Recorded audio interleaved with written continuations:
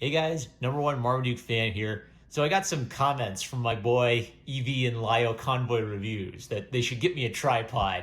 And I thought, well, I have a tripod. It's just, I don't like using it because it's like right smack up in my face. But my motto is, I love you guys. So I'm going to overcome my anger at having my phone like smack up in my face, and you get to see both hands and a steady camera angle. Don't you feel special? It's Beastars Volume 4. Okay, I'm sure I have mentioned Zootopia in the first, at least briefly in my reviews of the first 3 volumes. So I promise this is going to be the last time I mention Zootopia because I was so interested in the parallel between Zootopia and Beastars. I actually went to Google, my evil Google overlords, and Googled Paru Itagaki and Zootopia, and here's what I found. So in one interview, Paru Itagaki talks about the influence of Disney movies on her growing up. So, Disney animal movies, Dumbo, she loves Disney animal characters. But in a second interview, Paru says that the parallels between Beastars and Zootopia are purely coincidental. And I want to give her the benefit of the doubt. I believe her. But what was weird about that was I was expecting the opposite. I was totally expecting Paru to say, yeah, I went to see Zootopia. I thought it was interesting. I thought, what if there was a world with carnivores and herbivores living together, right? That's what I thought it was going to be. And it's just the opposite. So that means that all these great parallels, if we believe Paru, it doesn't matter. She just came up with all this great stuff all out of her imagination. So I'm kind of wigged out by that. So for the last time, the neat thing about Beastars is that it is doing basically what Zootopia failed to do. Where if there's a contrast between stories about animal characters who are purely animals, like Sonic the Hedgehog, you don't care that Sonic the Hedgehog is a hedgehog and that Sally Acorn is a squirrel. It almost doesn't matter what kind of animal those characters are. They're practically speaking people. Scrooge McDuck is an animal character who might as well be a person. On the other extreme, you've got animal characters who are purely animals. Watership Down, The Jungle Book, other characters see them as animals. They behave somewhat similar to the animals in our world, even if they have even if they're personified, even if they have human characteristics. It's sort of like their basic nature is the animal who they are. Zootopia and Beastars exist in this gray area in between, where it's not 100% one or the other. Zootopia, I feel, becomes a mixed metaphor, where it's trying to say racism is bad, but because the metaphor doesn't make sense, instead of saying racism is bad, you end up just getting confused. What race are they supposed to be? That doesn't make any sense. Whereas in Beastars, unlike Zootopia, it's sort of like you can forget about the rules of our world for a little bit. So yeah, there are ways where the animal relationships parallel race relationships. There are ways that the animal relationships parallel the relationships between men and women in our world. But because the animal world has its own logic, you can just sort of like leave that aside and enter into the animal world. So a lot of what I'm going to say is sort of touching on the weird, this is such a weird series, the really weird connections between real life, race and sex issues. But what I really admire about it, what's really brilliant about it is for a brief time, you can almost forget about the weird world of human Twitter and just follow these characters' stories. So with that, let's jump in. So I completely forgot to mention an important plot point in the previous volume, which is that Louis the Red Deer is sleeping with Haru the Rabbit, and Legoshi the Wolf is in love with Haru the Rabbit. One thing that occurred to me while I was reading Volume 4 is this is a Romeo and Juliet story in the proper sense, where I think a lot of everybody is forced to read Romeo and Juliet in high school, and 9 times out of 10, the teacher doesn't get the source material either. Romeo and Juliet is not supposed to be a sweet romance. Romeo and Juliet is a tragedy. And the reason you know that is the very first scene. Shakespeare tells you that these are star-crossed lovers, and you just know something bad is going to happen. So how are you supposed to, if it were a silly little romantic comedy, you wouldn't have this deep, foreboding sense of doom throughout Romeo and Juliet. And if you think about it, Romeo and Juliet are kind of selfish and cause a lot of pain to their family and the world around them. Beastars definitely falls into this category where Legoshi the wolf is in love with Haru the tiny little rabbit. There are so many things that could possibly go wrong here, and I'm completely fascinated. So in that sense, it's a Romeo and Juliet story. Now, Haru, so let me get to the animal characteristics. So, they go to school together like human beings do, but what it's asking us to accept is that these animal characters have animal characteristics that match animals in our world. Most notably, that carnivores have an instinct to hunt and kill herbivores, and herbivores have an instinct to run away from carnivores. Haru as a rabbit, I'm guessing it's implied that rabbits are known for reproducing at extremely fast rates. So Haru is sort of a class slut. She'll sleep with any boy, and she's sleeping with Lewis. Lewis, a deer, is a prey animal, but he's desperately trying to become the Beastar. He's trying to become a world leader. In order to do that, he has to constantly stand up to carnivores that could rip him in pieces if they felt like it.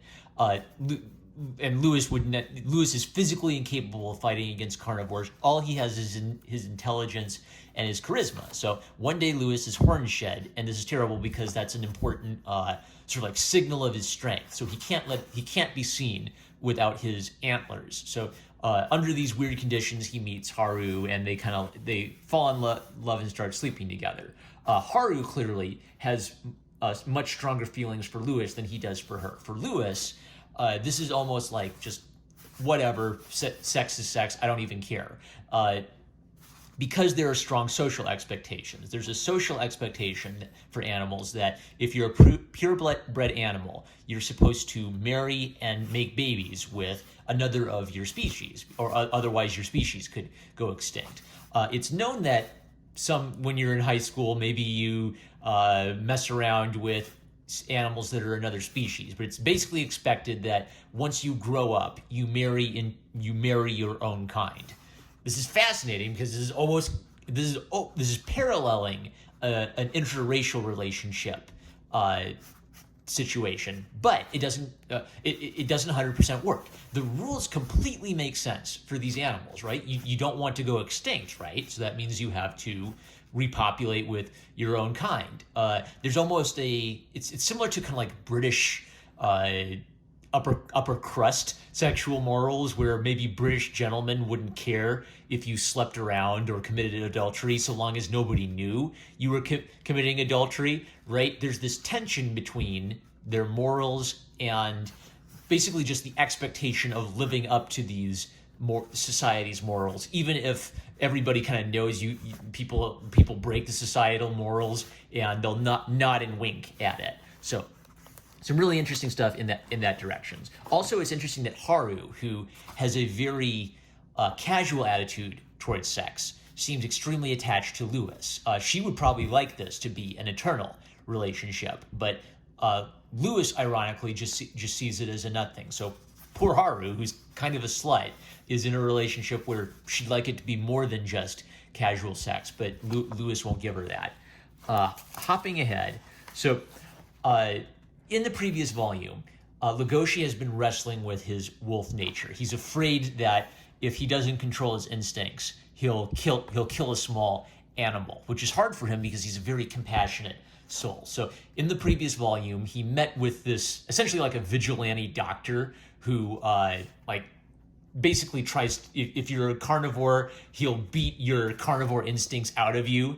And Legoshi said, no, I've never killed an animal. I've been tempted to kill a herbivore before. So the doctor gave him a porn magazine and said, okay, I'm going to give you a test. If you like this porn magazine, it means that you just have like a weird kink for rabbits. It doesn't mean anything beyond that. If you look at this magazine and you feel nothing, that means that you actually want to hunt and kill this rabbit, right? So what's interesting is there are all of these like weird subtextual animal instincts that are being paralleled with sort of human problems. So the joke this leads up to, of course, is that his friend Jack finds the porn magazine and is totally weirded out by it. Is my friend a pervert? You're my best buddy. I won't tell anybody. And then Legoshi activates his inner rage mode the second he finds out that someone found his porn magazine. Good grief. This is so weird, but it connects to a like real human thing. It's a real human thing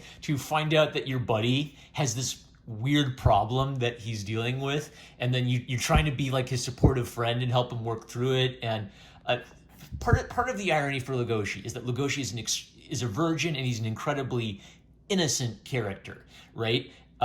But because he has these wolf instincts, inside you there are two wolves. One is gay, the other is gay. You are gay. No, he has this wolf instinct to kill that he's afraid of, and he doesn't know how to control it. Should he control it by repressing it, or should he control it by giving vent to it, or should he control it by finding a way to express his wolf instinct in a way that doesn't hurt anybody, right? Basically, Legoshi is a character who could become a hero, or he could become a serial killer, depending on what he chooses. Later, he meets with Paru, and he's got these really mixed up feelings about her because he almost killed her once, and he doesn't know how to talk to her. He likes her. He's a virgin. It's hard to talk to girls, and this parallels slightly with a sort of a battle between the sexes issue, where Haru tells him, okay, this is neat because this sort of illustrates Legoshi's sexual purity. You should respect yourself the way I'm respecting that memory. You shouldn't just offer yourself to guys so casually. Haru says, I don't appreciate getting lectured by a wolf. You don't know how it feels. So Legoshi has a very pure, very chaste idea of sex. You don't just offer sex casually. Haru is very slutty, but her excuse is, I'm a rabbit and you're a wolf. I'm constantly under the terror of being eaten at any minute, and you can't possibly know how I feel. Now, almost instantly, we find out that although Legoshi couldn't understand that problem, Legoshi has a opposite problem. Haru is constantly under threat of being eaten. Legoshi is constantly under threat of being judged as a predator. So he sort of like holds onto her and says, no, don't walk away from me. We need to talk about this. Everybody instantly assumes that the big strong wolf is attacking the poor little rabbit. We got to beat him up, right?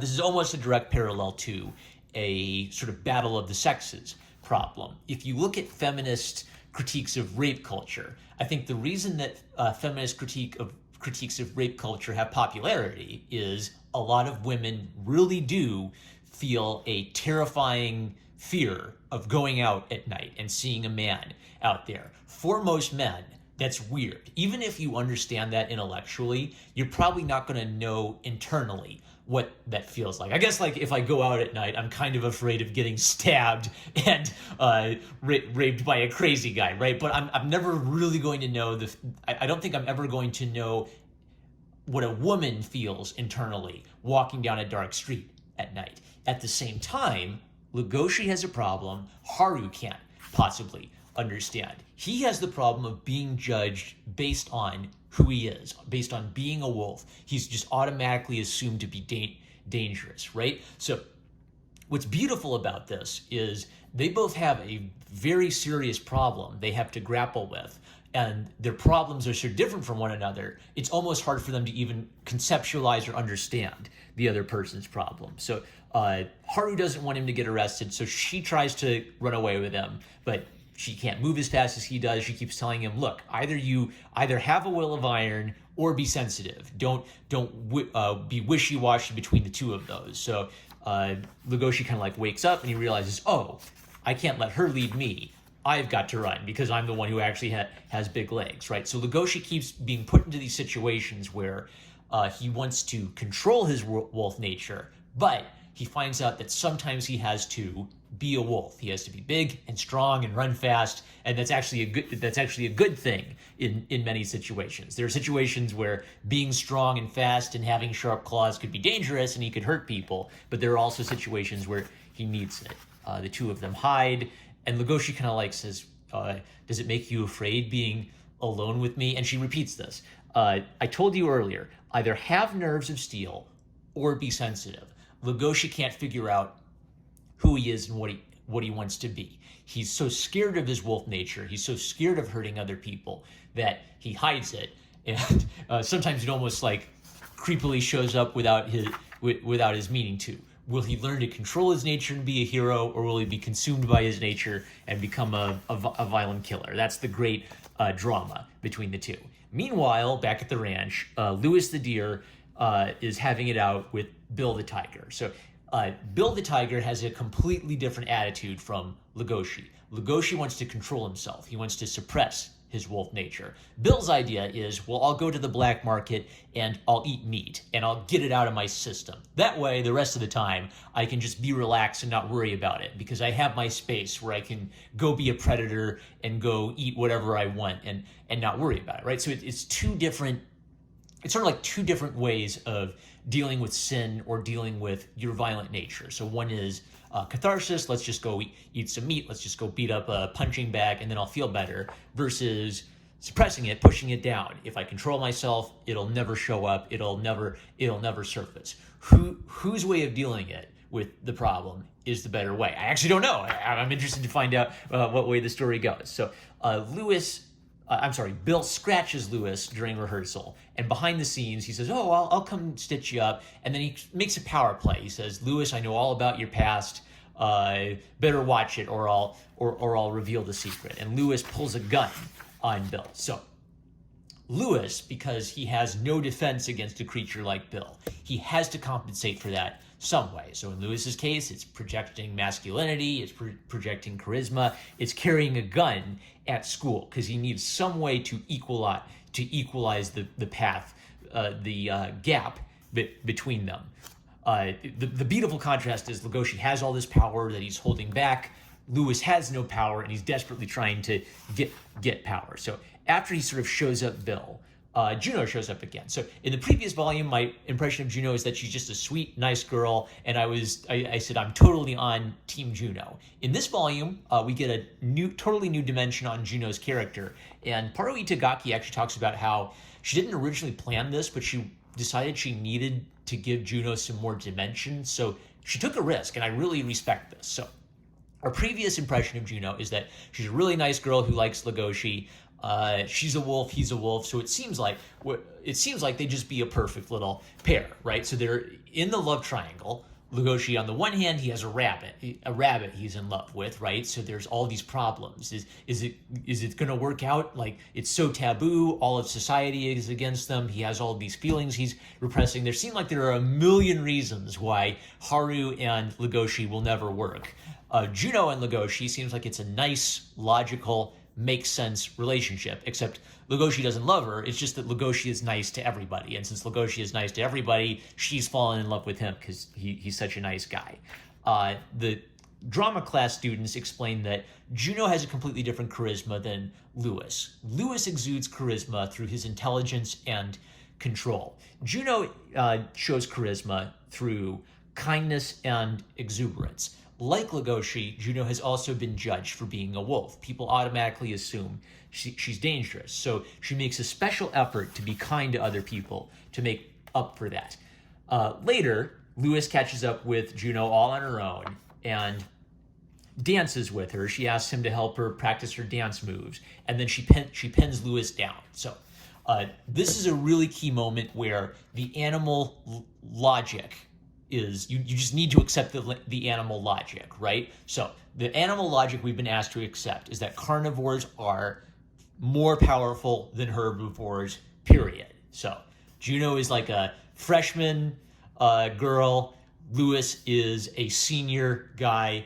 She pins him down to the ground and tells him, I am going to be the next Beastar, which means she has a big, powerful ambition, and she sees Lewis as a rival to her ambition. This is completely emasculating to Lewis, and this is a complete reminder that Lewis is a physically weak man who's trying to compensate with intelligence and charisma. So after she makes her declaration, Lewis kind of like barely gets up and tells her, well, I'm not going to let you become the next Beastar. You already have beauty, so that's one of your ambitions that you've already accomplished. And if you want Legoshi, it's going to be a lot more work than you think it is, because Legoshi doesn't feel the same way about you that you do about him. Lewis is a perceptive person. He's interested in Legoshi. He's kind of frustrated by Legoshi because Legoshi is the opposite of him.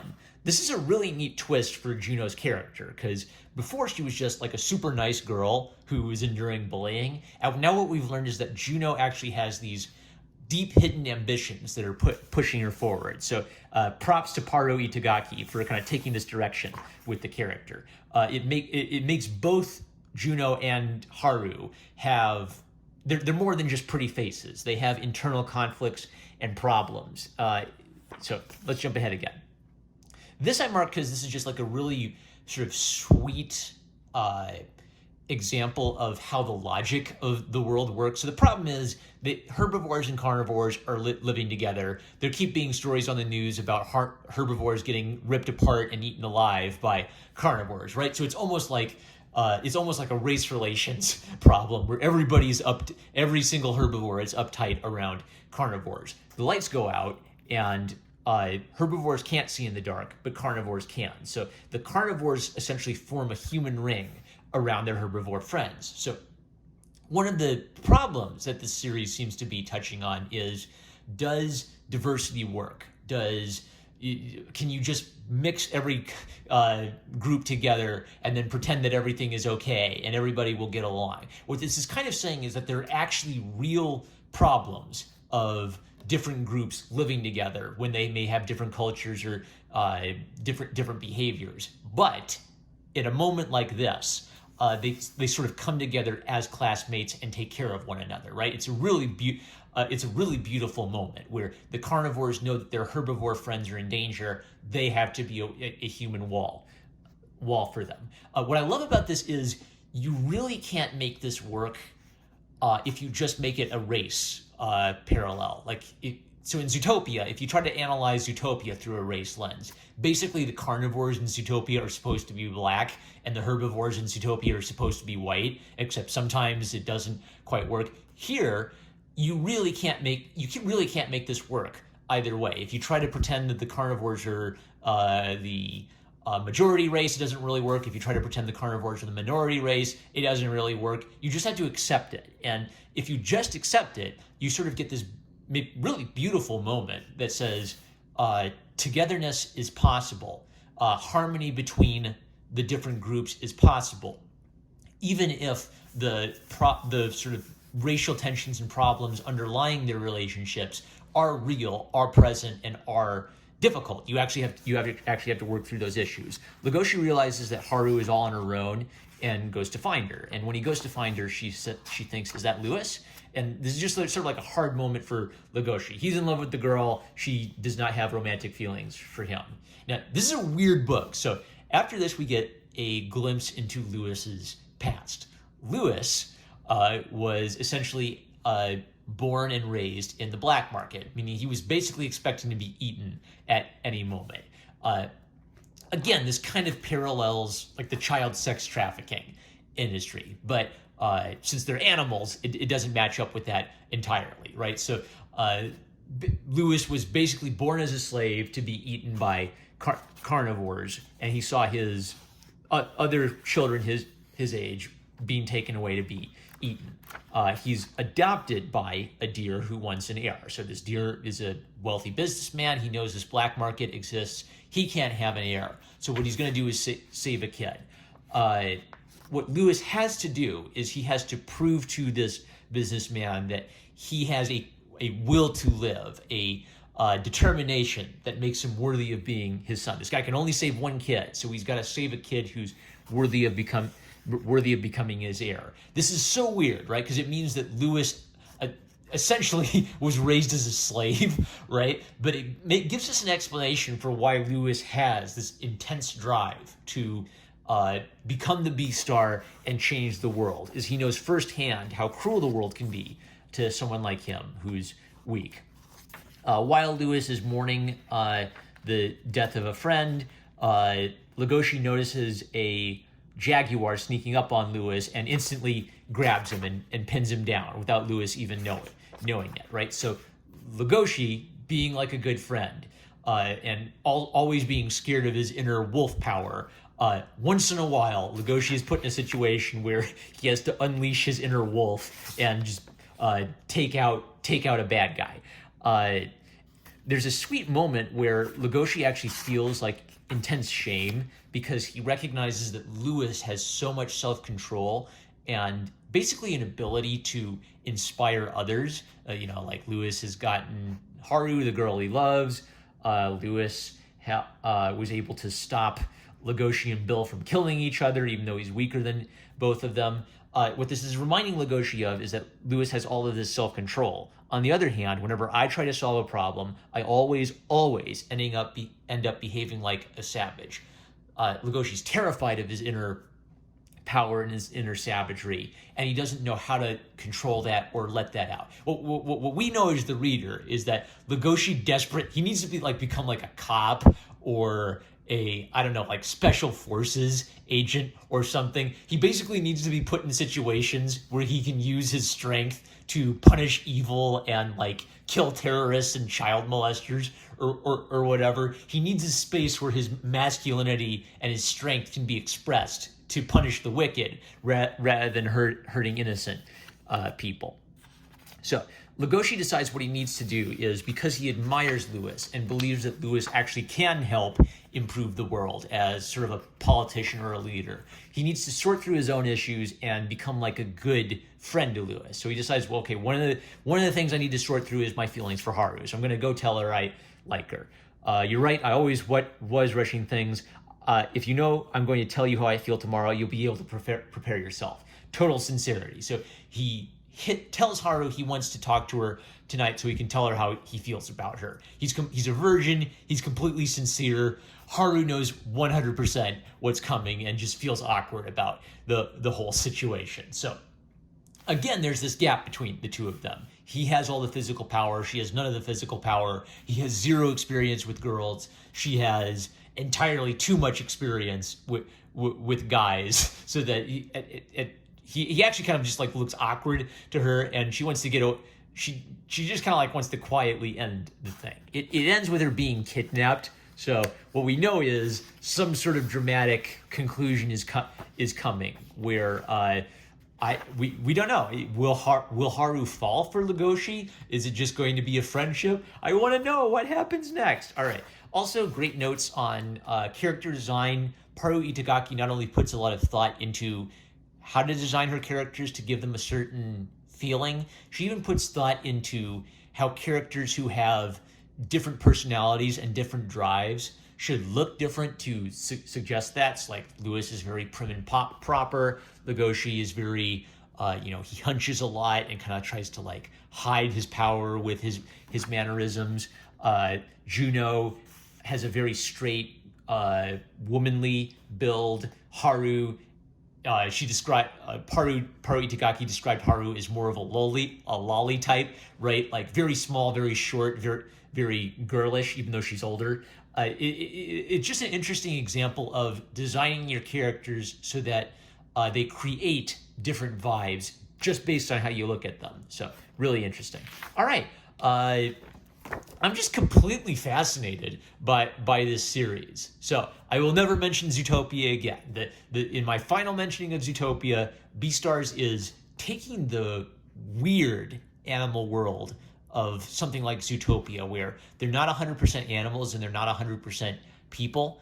But unlike Zootopia, which just lost the thread and just got confused. The main problem with Zootopia is it's a good buddy cop movie, and it's a really weird, interesting story about race and animals, but the two of them don't quite work together.